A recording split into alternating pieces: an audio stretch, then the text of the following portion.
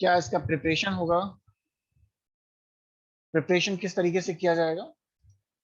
तो प्रिपरेशन के लिए हम बनाने जा रहे हैं, बोर्ड पे देख सकते हैं किस तरीके से इसका प्रिपरेशन होगा। प्रिपरेशन ऑफ पेट। पेट का प्रिपरेशन कैसे करेंगे? तो डाई कार्बोक्सिलिक एसिड लेना है, मैंने बताया आपको है, और डाई हाइड्रोक्सी एल्कोहल, इन दोनों को ही लेना है। तो एक लाइन लिख सकते हैं पेट में कि PET can be prepared, PET can be prepared, PET can be prepared from terephthalic acid, terephthalic acid and ethylene glycol, ethylene glycol, either by direct esterification, either by direct esterification, esterification, or by catalyzed, or by catalyzed ester interchange। Sir Amit को add करिए। Ester अब किसी को add नहीं किया जाएगा, बीच बीच में आते रहते हैं, ओके सर। डिस्टर्ब करते रहते हैं। इनको ऐड करिए, उनको ऐड करिए, कितना कोई ऐड करेगा? रहने दीजिएगा, कल से समय पे आएंगे।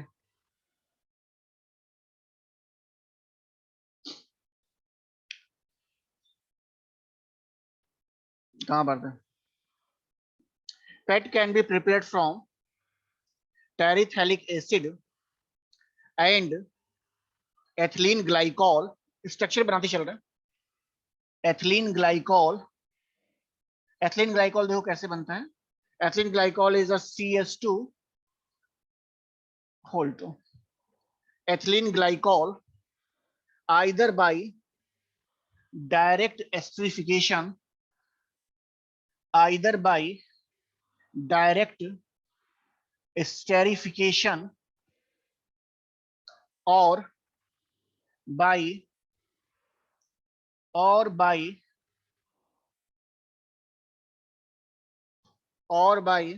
catalyzed ester interchange, ester interchange। ये आपका एथिलीन ग्लाइकॉल है और वो टेरिथैलिक एसिड है, तो इन्हीं दोनों के रिएक्शन से होगा। और ये भी कंडेंसेशन रिएक्शन है, इस तरह से वाटर मॉलिक्यूल जो होगा रिएक्शन से बाहर जाएगा ऐसा। तो एस्टेरिफिकेशन से आप बना सकते हैं, तो यहाँ लिख सकते हैं एस्टेरिफिकेशन, एस्टेरिफिकेशन लिख सकते हैं। नाम भी लिख दीजिए नीचे इसके, क्या क्या इसका नाम है। तो इसका नाम है एथिलीन ग्लाइकॉल, इसका नाम लिख दीजिए, और इसका नाम लिख दीजिए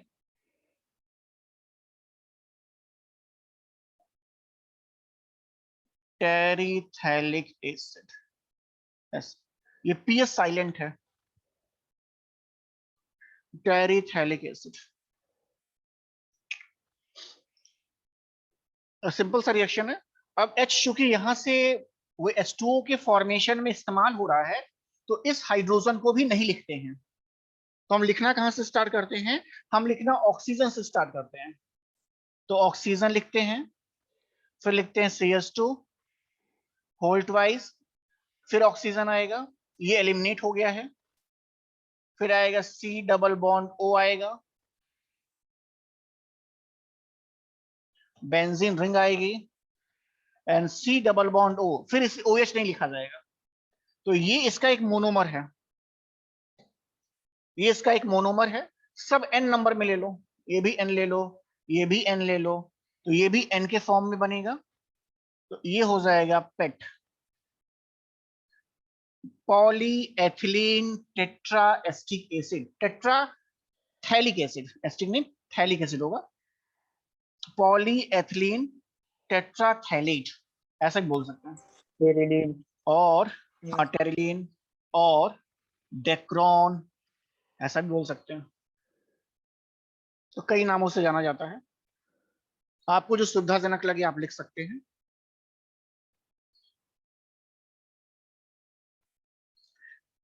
एक और नाम लिखना चाहें तो लिख सकते हैं, टेरिलीन भी लिख सकते हैं।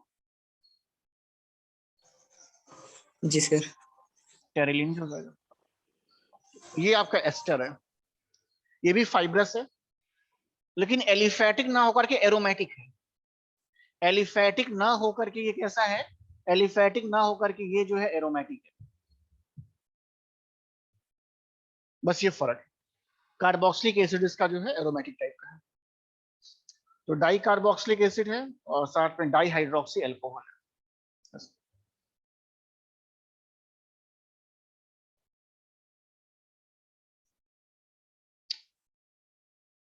तो ये इसके प्रिपरेशन का मेथड है।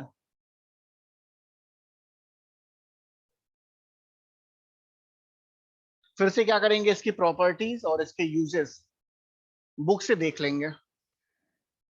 प्रॉपर्टीज एंड यूजेस जो है आप बुक से देख लीजिएगा इसका, कि क्या इसकी प्रॉपर्टीज हैं, क्या इसके यूजेस हैं।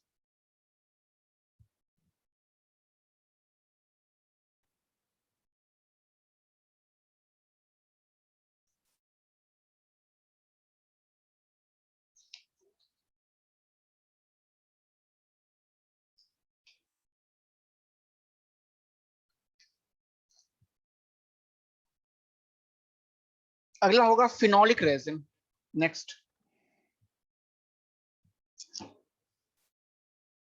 होगा क्या चीज, phenolic resin.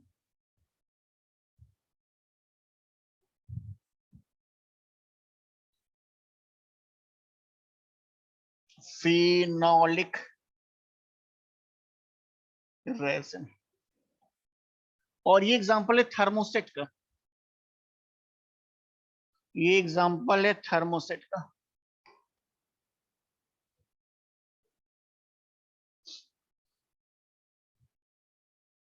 Phenolic resin, bakelite, इसी को बेकेलाइट के नाम से भी जानते हैं। फिनोलिक रेजिन या बेकेलाइट बात एक है।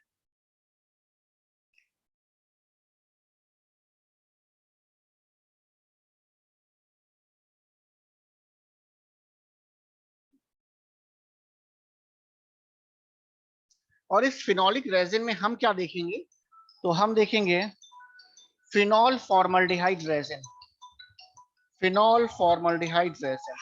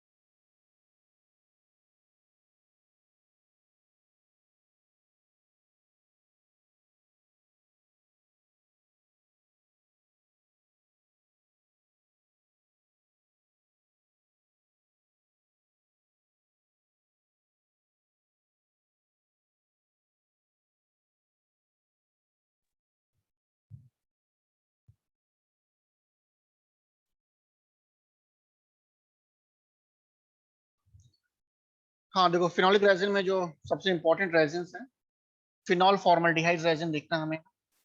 तो हमें देखना है फिनॉल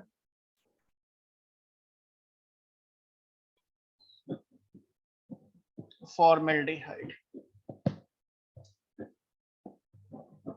फिनॉल फॉर्मल्डिहाइड रेजिन, और यही बेकेलाइट है। फिनॉल फॉर्मल्डिहाइड रेजिन ही बेकेलाइट है। अब देखो नाम से क्लियर है कि इसका जो दो यूनिट होगा उसमें से एक फिनॉल होगा और एक होगा फॉर्मल्डिहाइड। तो जो रिएक्शन होगा ये फिनॉल और फॉर्मल्डिहाइड के बीच में होगा। तो फिनॉल और फॉर्मल्डिहाइड के बीच का रिएक्शन आपको देखना होगा। तो सभी कोई अपनी कॉपी पे फिनॉल और फॉर्मल्डिहाइड का फार्मूला लिखिए, फिर आगे रिएक्शन देखते हैं। फिनॉल एंड फॉर्मल्डिहाइड का लिखिए फार्मूला, कि फिनॉल का फार्मूला क्या होता है, फॉर्मल्डिहाइड का फार्मूला क्या है।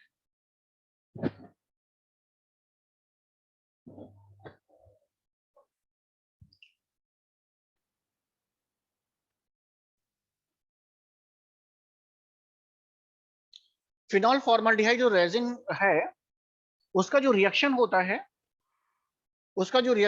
है, वो कैटलाइज्ड होता है बेस और एसिड से, यानी एसिड और बेस के प्रेजेंस में रिएक्शन होता है। और जो कैटलिस्ट होता है उसका नेचर और कितने प्रपोर्शन में रिएक्टेंट को लिया जा रहा है, ये दोनों चीजें जो हैं रिएक्शन की रेट को और रिएक्शन के प्रोडक्ट को प्रभावित करती हैं। मतलब किस रेशियो में फिनॉल और फॉर्मल्डिहाइड लिया जा रहा है और किस तरीके का मीडियम इस्तेमाल हो रहा है या किस तरीके का कैटलिस्ट इस्तेमाल हो रहा है, इस पर प्रोडक्ट डिपेंड करता है इसमें।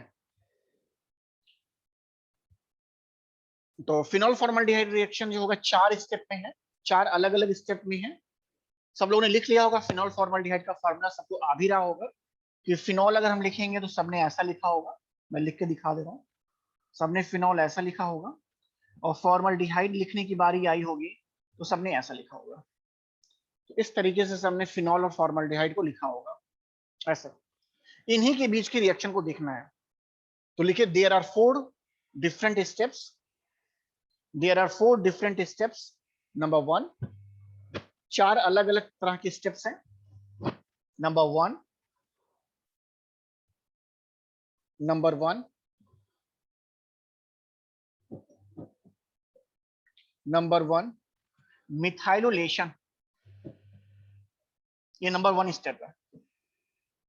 Step number 1 methylolation.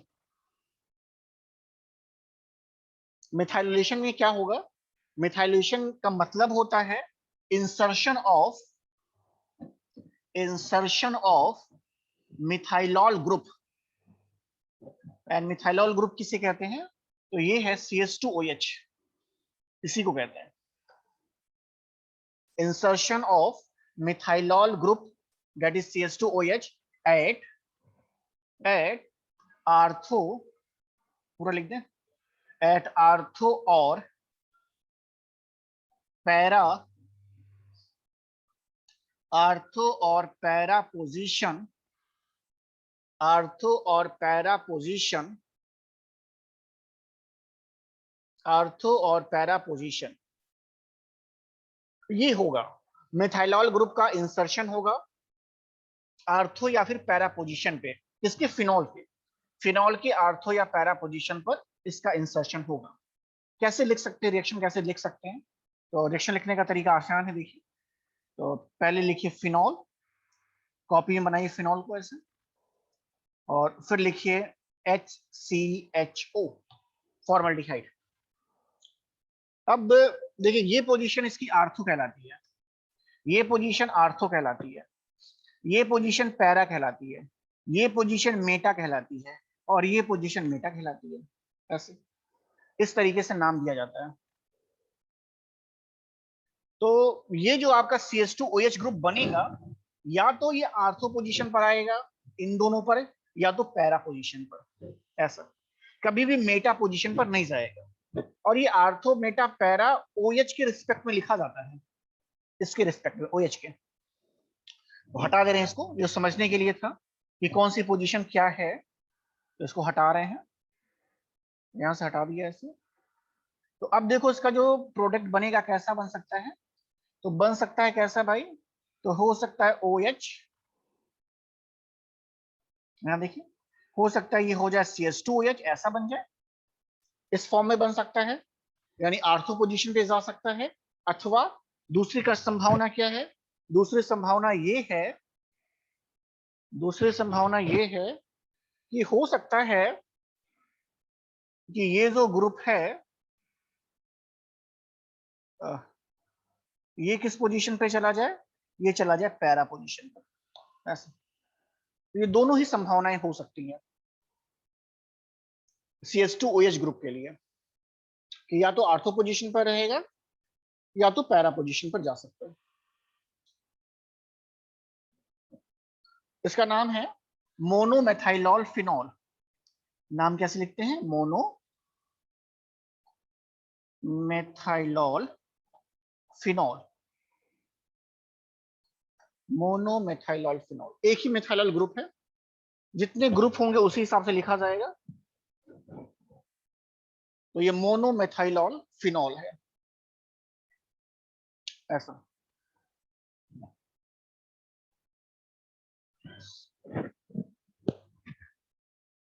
ये हो सकता है, या क्या हो सकता है, या दूसरी संभावना भी हमारे पास है।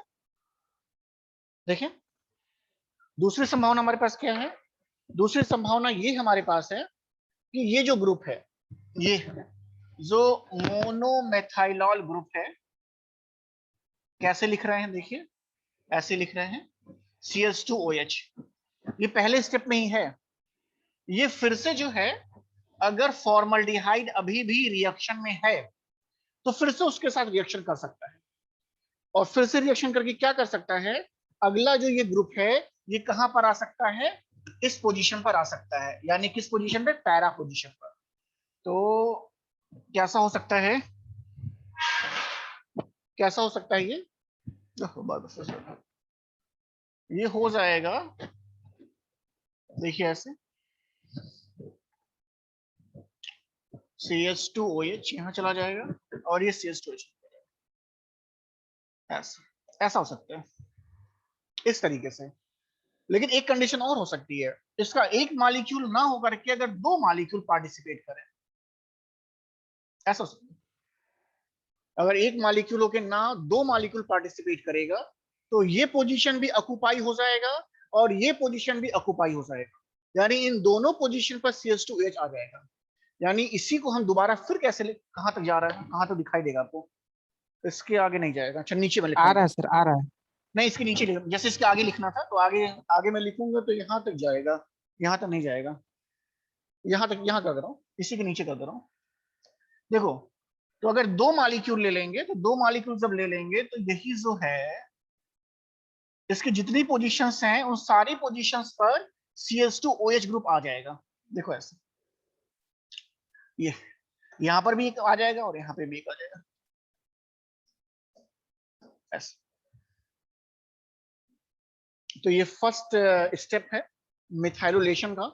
मिथाइलोलेशन मींस क्या होता है, addition of methylol group at ortho और पैरा पोजीशन, ये इसका मीनिंग होता है। और मेथाइलॉल ग्रुप का मतलब है CH2OH।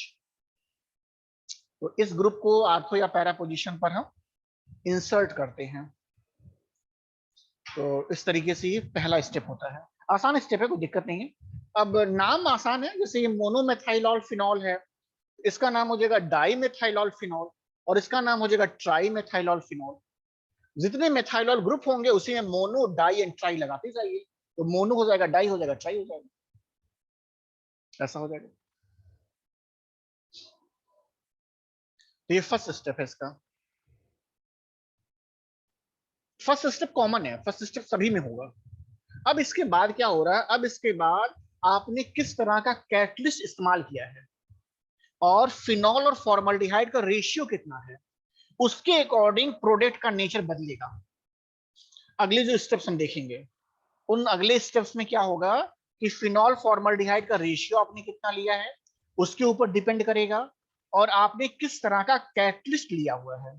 कैटलिस्ट अगर एसिड है तो कुछ और बनेगा, बेसिक है तो कुछ और बनेगा, ऐसा। तो सेकंड नंबर का step, step 2,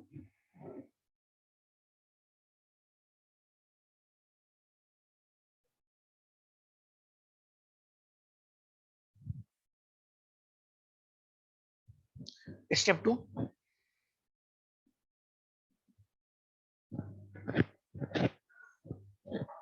step 2 is the Novolec formation. Novolec का formation. Step 2, Novolec, NOVOLAC, Novolec. Novolec में क्या है, क्या होगा, आप जब नोवोलेक का फॉर्मेशन करना चाहते हैं तो कंडीशंस आपको कुछ करनी पड़ती है। तो सबसे पहले कंडीशन ये है कि जो कैटलिस्ट होगा वो एसिड कैटलिस्ट होगा। एसिड कैटलिस्ट अगर है तभी नोवोलेक बनेगा। और साथ ही साथ फिनॉल और फॉर्मल्डिहाइड का जो रेशियो है ये 1 से ज्यादा होना चाहिए। ये रेशियो हमेशा ग्रेटर देन 1 होना चाहिए। ये दो कंडीशन आपको मेंटेन करना है अगर आपको क्या बनाना है, नोवोलेक बनाना है। तो नोवोलेक का फॉर्मेशन जब कभी भी होगा तो हमेशा जो कैटलिस्ट है वो एसिड है, एंड जो P/F रेशियो है, P/F का मतलब है फिनॉल फॉर्मल्डिहाइड। फिनॉल और फॉर्मल्डिहाइड का जो रेशियो है वो हमेशा 1 से ज्यादा होना चाहिए। अगर ऐसी कंडीशन है तो जो प्रोडक्ट बनेगा उसका नाम होगा नोवोलेक। कैसे बनाएंगे, क्या हो सकता है, देखते हैं, बना करके देखते हैं इसमें क्या हो सकता है।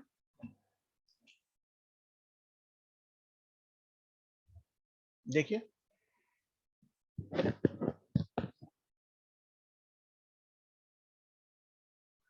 इसमें क्या होने वाला है। नोवोलेक फॉर्मेशन में क्या होगा कि आपका जो मेथाइलॉल डेरिवेटिव है, मेथाइलॉल डेरिवेटिव्स जो हैं वो फिनॉल के साथ कंडेंस होंगे। ये होगा, ये बस ध्यान में रखना है कि जब नोवोलेक का फॉर्मेशन होगा जो कैटलिस्ट होगा एसिड होगा, P/F रेशियो 1 से ज्यादा होगा। और रिएक्शन क्या होगा, रिएक्शन में जो मेथाइलॉल डेरिवेटिव्स हैं वो फिनॉल के साथ क्या होंगे, कंडेंसेशन रिएक्शन देंगे। तो फिनॉल के साथ ही हमेशा कंडेंसेशन रिएक्शन को देते हैं, ऐसा होगा। तो देखिए ऐसा कोई भी मेथाइलॉल डेरिवेटिव ले लीजिए। तो मेथाइलॉल डेरिवेटिव का मतलब मैंने मोनो को लिया है, मोनो मेथाइलॉल फिनॉल ले रहा हूं मैं यहाँ पे, देखो ऐसे लिखा गया था ये। और इसका रिएक्शन मैंने बता रहा हूं किसके साथ होना है, फिनॉल के साथ होना है। तो फिनॉल देखिए मैंने ऐसे लिख दिया है, ये फिनॉल है ऐसा। तो होगा क्या, यहाँ का हाइड्रोजन, यहाँ पर हर एक जगह पर देखिए CH होगा, तो यहाँ का जो हाइड्रोजन होगा इस OH के साथ H2O बना लेगा। और होगा क्या कि ये फिनॉल जो है इस CH2 से क्या होगा, जुड़ जाएगा। तो यानी अगला स्टेप अगर मैं आपको दिखाऊं तो -H2O हो जाएगा ऐसा। और कैसे रिएक्शन को कैसे प्रोडक्ट बनाएंगे, तो जो प्रोडक्ट बनाएंगे हम देखो कैसे बनाएंगे। देखो ऐसा होगा, ये CH2 था, ये OH और इसका हाइड्रोजन, यहाँ का हाइड्रोजन H2O बनाया है। तो कैसे हो जाएगा,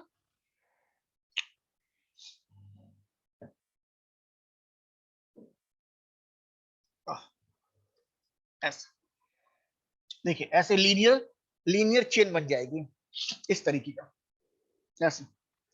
अब ऐसे क्या करेंगे, ऐसे हम स्टेप बाय स्टेप क्या करेंगे, इसको बढ़ाते रहेंगे। यानी अगले स्टेप पे फिर क्या करेंगे, इसके आगे के स्टेप में, इसके आगे के स्टेप में इतने पूरे को ले लो, देखो इतने पूरे को ले लीजिए, और फिर एक मेथाइलॉल ग्रुप को जोड़िए। और क्या, देखिए ऐसा। और फिर इसमें क्या करिए, एक मेथाइलॉल को जोड़ लीजिए आपस में। तो फिर देखिए OH CH2 इधर रखिए, जोड़ना है ना, तो इस बार CH2OH को इस साइड रखिएगा, CH2OH ऐसे रखिएगा इस तरीके से, और इस साइड भी रखिए CH2OH। और फिर इसको फिनॉल से जोड़ लीजिए, क्योंकि श्रृंखला बढ़ानी आपको है। तो श्रृंखला देखिए कैसे बढ़ाई जाएगी, जब भी श्रृंखला बढ़ाई जाएगी तो ऐसे बढ़ाई जाएगी, ऐसे। तो फिर क्या होगा, ये फिर CH2 से जुड़ जाएगा और ये वाला भी CH2 से जुड़ जाएगा। तो इस तरह आप देखेंगे इसकी चेन की लंबाई बढ़ती जाएगी। तो हम लोग नॉर्मली कैसे लिखते हैं, हम लोग नॉर्मली अगर लिखना होगा तो हम बार बार रिएक्शन नहीं लिखते हैं। हम कहते हैं भाई अगर ये नोवोलेक है, अगर ये नोवोलेक है तो नोवोलेक जो चेन के फॉर्म में होगा वो कैसे होगा, अगर चेन के फॉर्म में देखें तो भाई ये ऐसे ही होगा, ये सब जो है CH2 से ऐसे आपस में जुड़े हुए होंगे, ऐसे ऐसे। ऐसी लीनियर श्रृंखला किसकी हो जाएगी, ऐसे लीनियर श्रृंखला हो जाएगी किसकी, नोवोलेक की, इस तरीके से। तो ये नोवोलेक है, सिंपल सा। नेक्स्ट तीसरा जो है रिशॉल है, रिशॉल फॉर्मेशन। तीसरा है रिशॉल फॉर्मेशन, तीसरा है रिशॉल।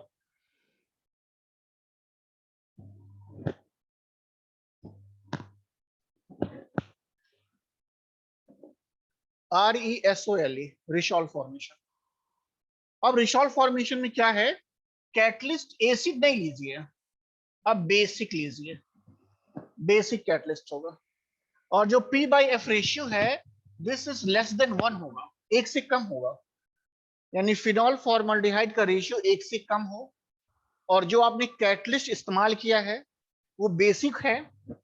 तो ऐसी कंडीशन में क्या होगा, ऐसी कंडीशन में जो मेथाइलॉल डेरिवेटिव्स हैं, जो मेथाइलॉल डेरिवेटिव्स हैं ये एक दूसरे से कंडेंस हो जाएंगे, फिनॉल नहीं आएगा।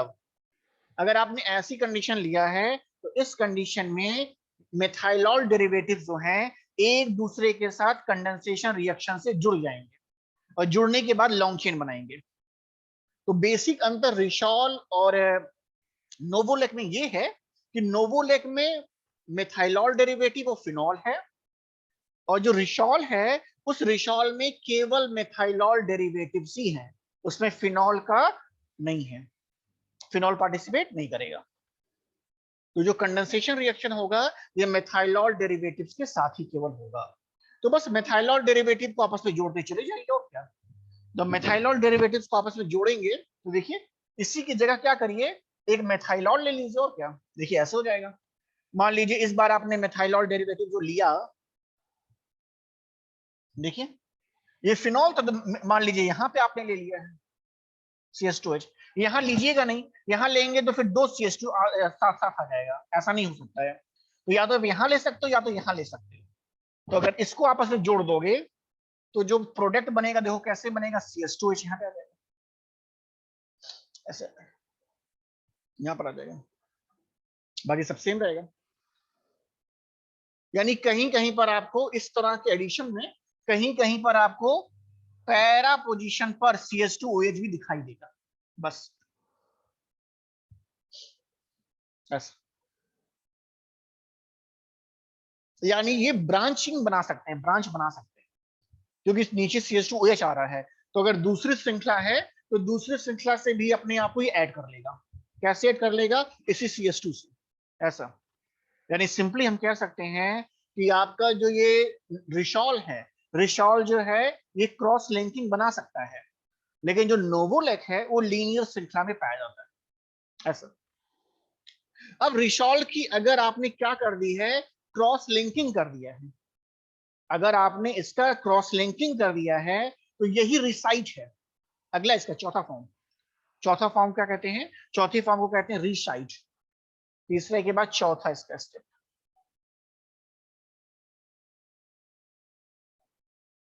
Recite formation. तो रिसाइट फॉर्मेशन बहुत ही आसान है।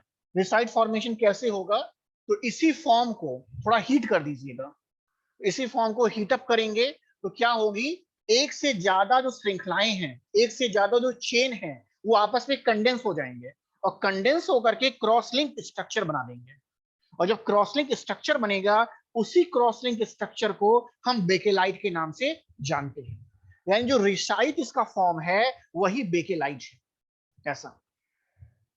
क्रॉस लिंकिंग अगर बनाना तो बहुत ही आसान सी बात है, एक श्रृंखला और नीचे बना दो इसी के, एक श्रृंखला इसी के नीचे बना दो और दोनों श्रृंखलाओं को CH2 से जोड़ लो, हो जाएगा आपका काम।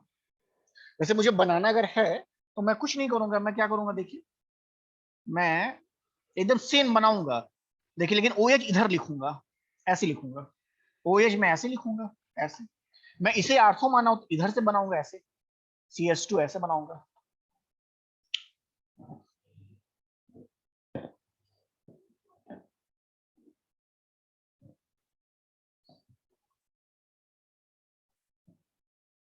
देखो ऐसे जोड़ना है तो CH2 CH2 और ये OH आ जाएगा ऐसे। ये जुड़ नहीं सकता, यहाँ CH2 है नहीं, तो यहाँ अगर CH2 नहीं है तो यहाँ तो सीधा सीधा बना दो ऐसे, सीधा सीधा बेंजीन बना लो बस, ये सीधा सीधा हो जाएगा ऐसे। यहाँ जोड़ना है तो पहले बना लेते हैं कहाँ पर आएगा, ये देख लेते हैं, तो उससे बनाने में थोड़ा आसानी हो जाता है। यहाँ पर आ रहा है तो ये CH2 हो जाएगा, ये CH2 हो जाएगा ऐसे, और ये OH हो जाएगा ऐसे। तो ऐसे क्रॉसलिंक स्ट्रक्चर बन जाएगा।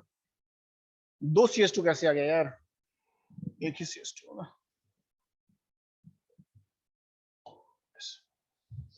तो ऐसे क्रॉसलिंक स्ट्रक्चर बन जाएगा, आपस में जोड़ दीजिए दो श्रृंखलाओं को बस, और क्या। अगर दो श्रृंखलाओं को आपस में जोड़ देंगे तो ये स्ट्रक्चर क्रॉसलिंक होगा, मजबूत होगा, और इसी का नाम रेसाइट है या बेकेलाइट। आसान सा टॉपिक है, सबसे लंबा इसी में रिएक्शन है, लेकिन रिएक्शन आसान है। और छोटा छोटा सा पार्ट करके ध्यान में रखेंगे तो आसानी से याद रहता है हम लोग को। शुरू से अगर देखेंगे तो फिनॉल एंड फॉर्मल्डिहाइड है, उनके रिएक्शन से मेथाइलॉल डेरिवेटिव्स बनते हैं। सेकेंड स्टेप में मेथाइल और फिनॉल है। थर्ड स्टेप में मेथाइलॉल के डेरिवेटिव्स हैं। और लास्ट स्टेप में क्या है कि एक चेन दूसरे चेन के साथ आपस में इंटरकनेक्ट हो जा रही है, क्रॉस लिंक बना रहा है। यही सारी बातें फिनॉल्स में है, यानी बेकेलाइट या फिनॉल फॉर्मल्डिहाइड रेजिन। तो इतना कि इसकी प्रॉपर्टीज लिख लीजिएगा और इसके यूजेस, इतना अगर आप कर लेंगे तो ये खत्म हो जाएगा। और इसके खत्म होते ही ये 1/3 पोर्शन खत्म हो गया है। 1/3 क्या, आधा पोर्शन खत्म हो गया है, 1/3 नहीं, बस रबड़ बचेगा इसमें।